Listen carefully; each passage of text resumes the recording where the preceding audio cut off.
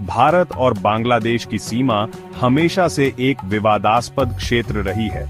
लेकिन क्या अगर हम आपको बताएं कि पश्चिम बंगाल के मुख्यमंत्री ममता बनर्जी का एक रहस्यमयी और विवादास्पद रोल है, जो बांग्लादेशियों को भारत में अवैध रूप से प्रवेश करने में मदद करता है ताकि चुनावी लाभ उठाया जा सके। नमस्कार दोस्तों, स्वागत है आपका हमारे खास डॉक्यूमेंट्री में, जहां हम आपको एक ऐसे मुद्दे पर विचार करने के लिए प्रेरित करेंगे जो न केवल भारत बल्कि पूरे दक्षिण एशिया की राजनीति को हिला सकता है। ये कहानी है बांग्लादेशियों के अवैध प्रवेश की, जो पश्चिम बंगाल के रास्ते भारत में घुसते हैं, और कैसे ममता बनर्जी के नेतृत्व में इसे एक चुनावी रणनीति के रूप में देखा जा सकता है। पश्चिम बंगाल की सीमा बांग्लादेश से जुड़ी हुई है, जहां हर साल हजारों बांग्लादेशी नागरिक अवैध रूप से भारत में प्रवेश करते हैं। यह प्रवास सिर्फ आर्थिक कारणों से नहीं है, बल्कि कई बार धर्म, राजनीति और सुरक्षा के कारण भी होता है।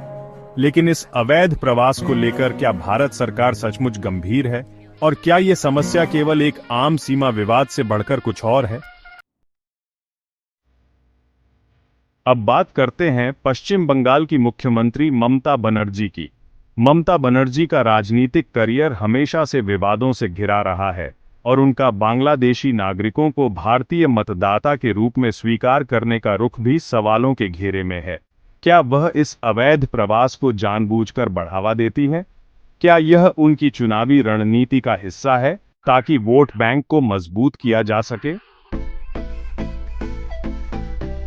भारत में नागरिकता कानून के तहत बांग्लादेशी नागरिकों को भारतीय नागरिकता देने के कई तरीके हैं, जिनमें फर्जी दस्तावेजों का इस्तेमाल शामिल है।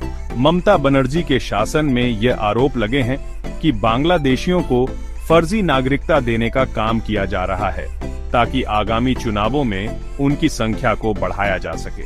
यही नहीं, इन नागरिकों को वोटिंग का अधिकार भी दिया जाता है, जिससे ममता बनर्जी का राजनीतिक फायदा होता है।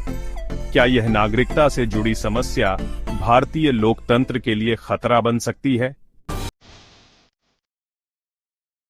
पश्चिम बंगाल की राजनीति में यह मुद्दा गंभीरता से उभरकर सामने आया है, और अब यह सवाल उठने लगा है कि क्या भारत में अवैध नागरिकता देने का यह सिलसिला देश की सुरक्षा को खतरे में डाल सकता है, और ममता बनर्जी के इस कदम से सिर्फ उनकी पार्टी को चुनावी फायदा हो सकता है, लेकिन यह भारतीय समाज में असंतुलन और असुरक्षा भी उत्पन्न कर सकता है।